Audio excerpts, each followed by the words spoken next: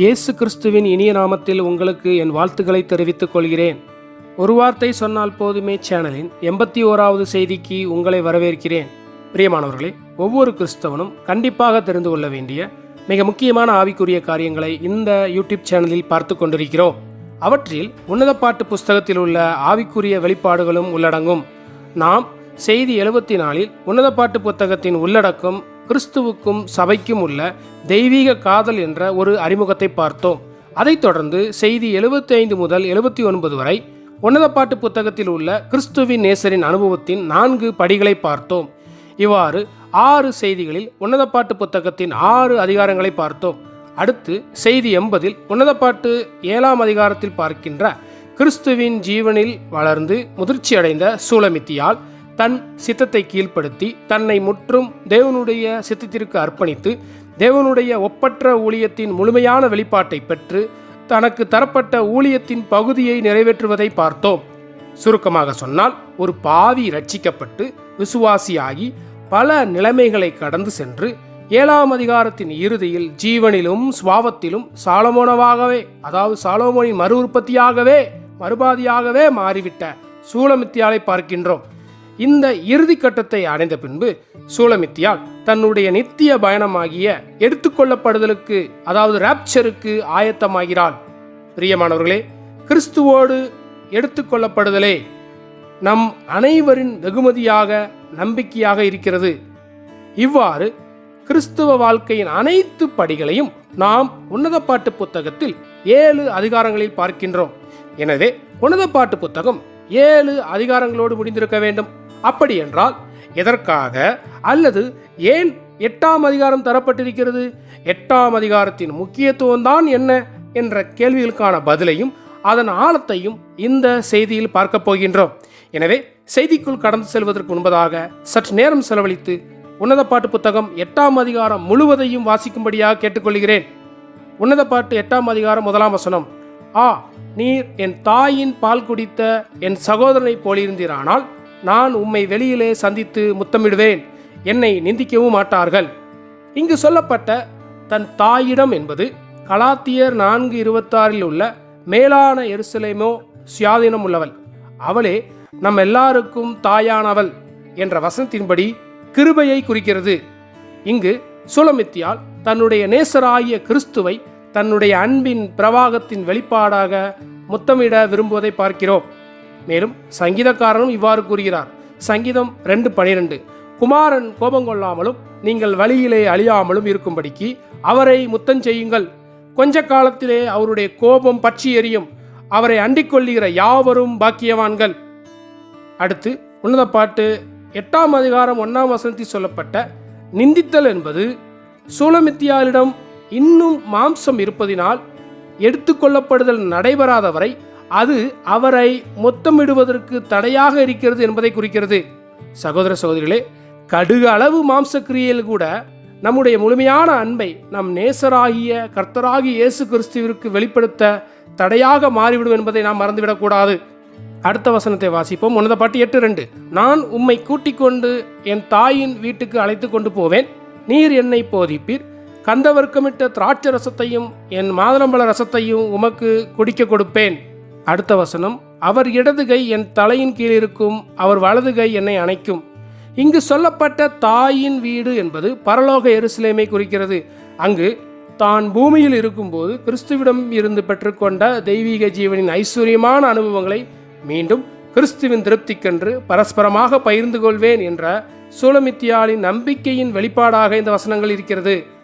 அடுத்த வசனம் உன்னத பாட்டு 8:4, எருசலேமின் குமாரத்திகளே, எனக்கு பிரியமானவளுக்கு மனதாக மட்டும் நீங்கள் அவளை வெளிக்க பண்ணாமலும் எழுப்பாமலும் இருக்க உங்களை ஆணையிடுகிறேன். இங்கு சூலமித்தியாலின் நம்பிக்கையை நிறைவேற்ற அவள் எடுத்துக்கொள்ளப்படுதல் வரும் வரை அவளை பொறுப்படுத்திக் கொள்ள கிறிஸ்து ஆணையிடுவதை பார்க்கின்றோம்.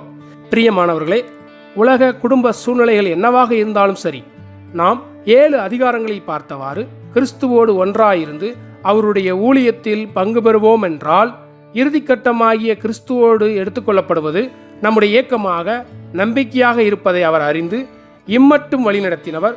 அவருடைய வருகை மற்றும் எடுத்துக்கொள்ளப்படுதல் நடைபெறும் வரை நம் முழு வாழ்க்கையையும் பொறுப்படுத்திக் கொள்வார் என்பதை இந்த வசனம் குறிப்பிடுகிறது.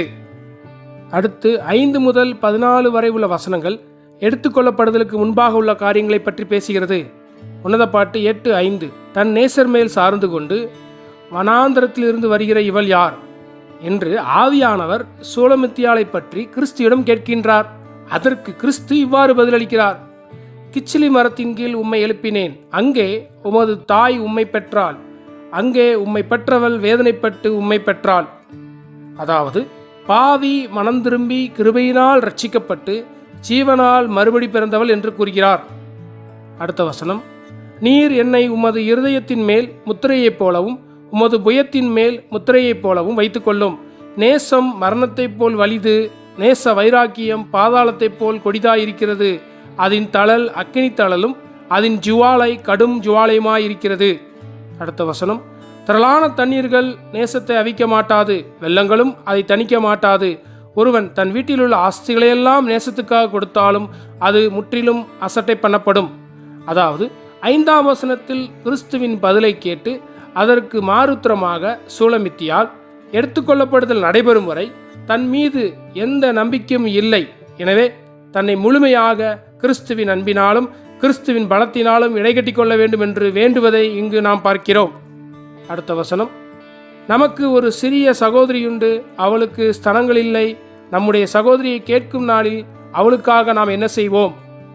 இவ்வாறு தேடுபவள் தான் மாத்திரம் ஜீவனில் முதிர்ச்சி அடைந்தால் போதாது, இன்னும் தன்னை சுற்றி இருக்கின்ற ஏராளமான வாலிபர்கள் அனைவரும் பயிற்றுவிக்கப்பட்டு சீர்படுத்தப்பட்டு நேர்த்தியான கிறிஸ்தவர்களாக ஜீவனில் முதிர்ச்சி அடைந்து கிறிஸ்துவின் மனவாட்டியின் ஒரு பகுதியாக மாற வேண்டும் என்று அக்கறைப்படுவதை இங்கு பார்க்கின்றோம்.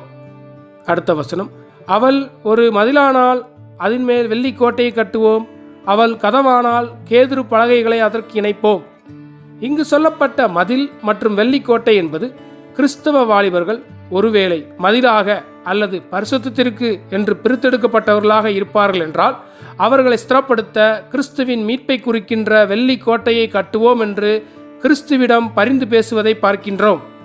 இங்கு சொல்லப்பட்ட கதவு மற்றும் கேதுரு பலகைகள் என்பது கிறிஸ்துவ வாலிபர்கள் ஒருவேளை கதவாக, அதாவது அநேக பாவிகள் கிறிஸ்துவிடம் பிரவேசிக்க ஒரு வாயிலாக இருப்பார்கள் என்றால் அவர்களை ஸ்திரப்படுத்த கிறிஸ்துவின் பரலோக மற்றும் மகிமைப்படுத்தப்பட்ட மனுஷீகத்தை குறிக்கின்ற கேதுரு பலகைகளை கொண்டு அவர்களை மூடுவோம், பாதுகாப்போம் என்று தேடுபவள் கிறிஸ்துவிடம் பரிந்து பேசுவதை பார்க்கின்றோம். பிரியமானவர்களே, இந்த செய்தியை கேட்கின்ற ஒவ்வொருவரும் தான் மாத்திரமல்ல, நம்மை சுற்றி இருக்கின்ற வாலிப விசுவாசிகள் எல்லாம் இப்படிப்பட்ட மதிலாக கதவாக இருப்பார்கள் என்றால் அவர்களையும் கிறிஸ்துவின் மனவாட்டியின் ஒரு பகுதியாக முதிர்ச்சி அடையும் வரை அவர்களுக்கு உதவி செய்ய மற்றும் அவர்களை பொறுப்படுத்திக் கொள்ள கிறிஸ்துவிடம் பரிந்து பேசும் ஜெபத்தை நாம் ஏறெடுக்க ஒருபோதும் மறந்துவிடக்கூடாது. அடுத்த வசனம் உன்னத பாட்டு 8:10 நான் மதில்தான், என் ஸ்தனங்கள் கோபுரங்கள், அவருடைய கண்களில் கடாட்சம் பெறலானேன். இங்கு சொல்லப்பட்ட மதில் என்பது பரிசுத்தமாக்கப்படுதலை குறிப்பிடுகின்ற பிரித்தெடுத்தலை காண்பிக்கின்றது. இவ்வாறு பரிசுத்தமாக்கப்படுதலுக்கு கோபுரங்கள் குறிப்பிடுகின்ற விசுவாசம் மற்றும் அன்பு உதவுகிறது என்றும் அதனால் நான் கிறிஸ்துவின் கண்களில் சமாதானத்தை பெற்றுக்கொண்டேன் என்று தேடுகிறவள் குறிப்பிடுகிறாள்.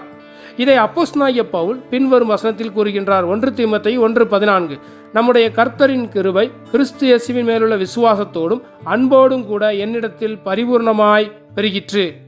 பிரியமானவர்களே, விசுவாசத்தினால் கிறிஸ்துவை நாம் பெற்றுக்கொண்டோம்.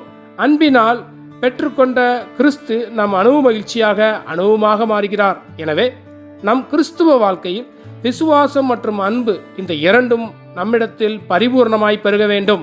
அடுத்த வசனம் பாகால் ஆமோனிலே சாலமோனுக்கு ஒரு திராட்சை தோட்டம் உண்டாயிருந்தது.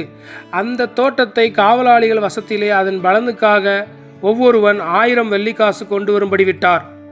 அடுத்த வசனம் என் திராட்சை தோட்டம் எனக்கு முன்பாக இருக்கிறது. சாலமோனே, உமக்கு அந்த 1000 அதன் கனியை காக்கிறவர்களுக்கு 200 சேரும். இந்த 2 வசனங்களும் மத்தேயு 25ஆம் அதிகாரத்தில் உள்ள ஓமைக்கு ஒப்பானதாகும். 1000 வெள்ளிக்காசு மற்றும் அதனோடு 200 என்பது தேவன் நமக்கு தந்த தாளந்தை பயன்படுத்தி நாம் அதை பெருக பண்ணி அவர் வரும்பொழுது உண்மையும் உத்தமும் உள்ள வேலைக்காரனாக அவரிடமிருந்து வெகுமதியை பெற்றுக்கொள்ள வேண்டும் என்பதையும் குறிப்பிடுகிறது. சுருக்கமாக சொன்னால் இந்த வசனங்களில் பார்த்தபடி ஒன்று திராட்சை தோட்ட காவலாளியாக இருப்பது, மற்றொன்று திராட்சை கனியை காக்கிறவர்களாக இருப்பது.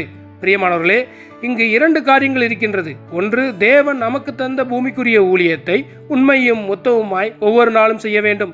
இரண்டாவது, நமக்கு தந்த தாளந்தை பயன்படுத்தி கூடுதலாக வட்டியை, அதாவது தேவன் எதிர்பார்க்கின்ற அளவை விட கூடுதலான ஒரு அர்ப்பணிப்பின் வாழ்க்கையும் சாட்சியின் வாழ்க்கையும் சுவிசேஷ வேலையும் நாம் செய்ய வேண்டும்.